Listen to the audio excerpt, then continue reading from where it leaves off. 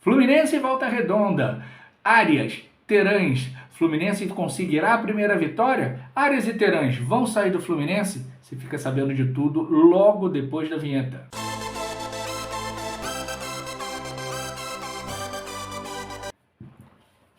Fala galera, saudações tricolores, tudo bem com vocês? O Fluminense volta a campo nesta quarta-feira contra o Volta Redonda, em Volta Redonda, às 21h30, com transmissão da Globo e do Premier. O Fluminense já recebe alguns jogadores que talvez não sejam titulares, mas que são jogadores já experientes, e isso dá um corpo ao time do Fluminense. Guga, Inácio, Freitas e Nonato podem estrear na temporada 2025, hoje em Volta Redonda.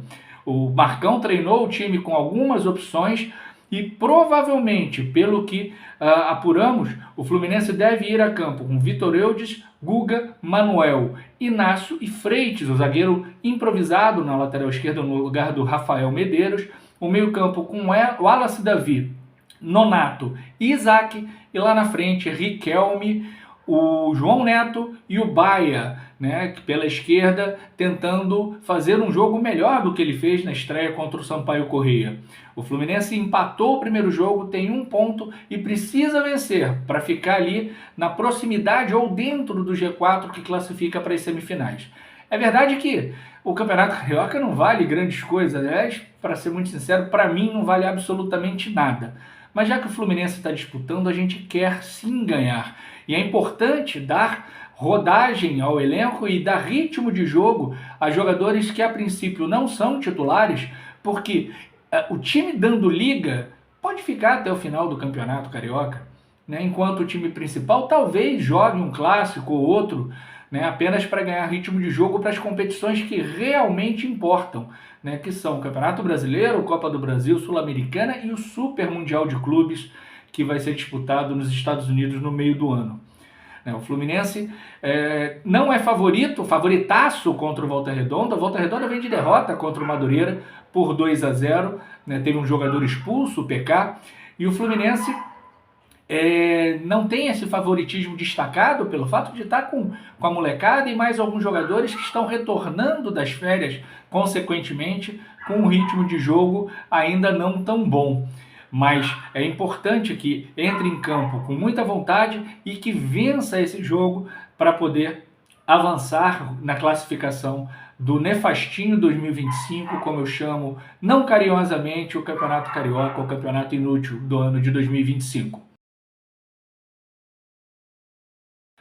John Arias vai sair do Fluminense, John Arias fica no Fluminense. Muita especulação em relação ao colombiano, o colombiano mais querido do Brasil. Se vocês estiverem ouvindo um latido, é um cachorro mais chato do Brasil, que late o dia inteiro, é um saco.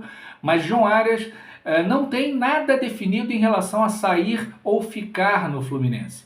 Na verdade, ele tem contrato até agosto do ano que vem, né, e vai cumprir o seu contrato caso não tenha nenhuma proposta. Chegou uma sondagem, segundo o GE, do Zenit, o clube lá que o Nino, nosso eterno capitão Nino, está jogando, mas é a mesma proposta que o Fluminense recusou no meio do ano, só que do Galatasaray, em torno de 10 milhões de euros.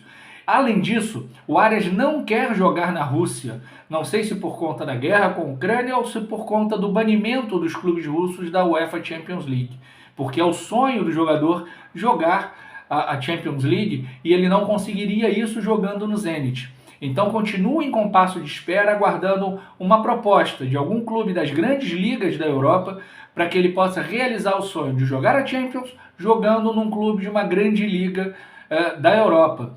E a janela da Europa se fecha no dia 3 de fevereiro.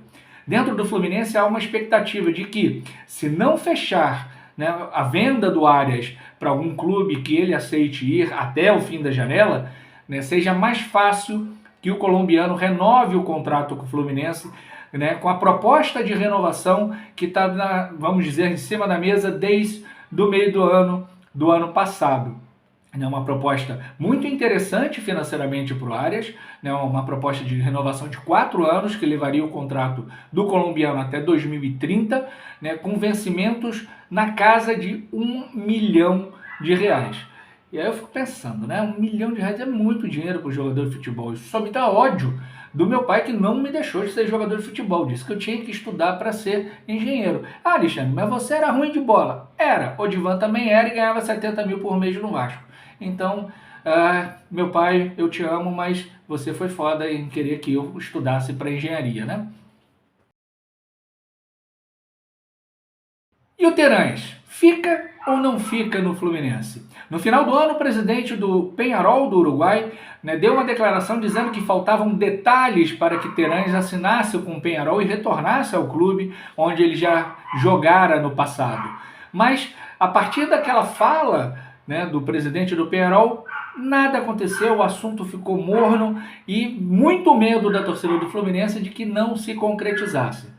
O GE trouxe a notícia de que uma reunião ontem, terça-feira, praticamente sacramentou a ida do Terãs para o Peñarol. Né? As divergências que haviam entre o clube e o jogador foram dirimidas e o Terãs está muito perto de retornar por empréstimo ao Peñarol, com o Peñarol pagando a totalidade dos seus salários e com uma opção de compra fixada.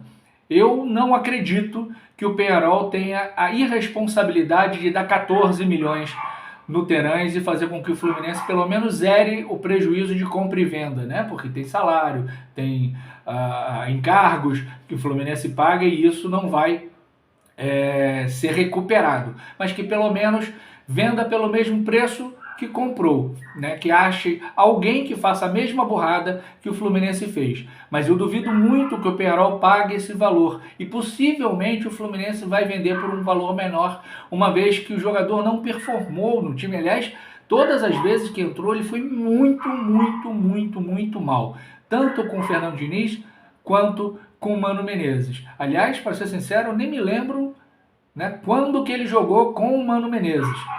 Acho que o Mano Menezes acertou em não utilizar o jogador que visivelmente não está motivado para jogar no Fluminense. Talvez ele tenha motivação a voltar para o Uruguai e jogar no Peñarol. E quem sabe o Peñarol faz uma oferta de compra, e paga ao Fluminense ao menos uma parte do prejuízo que essa diretoria deu ao clube ao contratar esse jogador. Bom, logo após o jogo, a gente vai fazer uma live para avaliar a partida entre Fluminense e Volta Redonda. Então a gente volta ao vivo, logo depois do jogo, com o pós-jogo do Frangos e Golaços. Um grande beijo, um grande abraço. Tchau, tchau.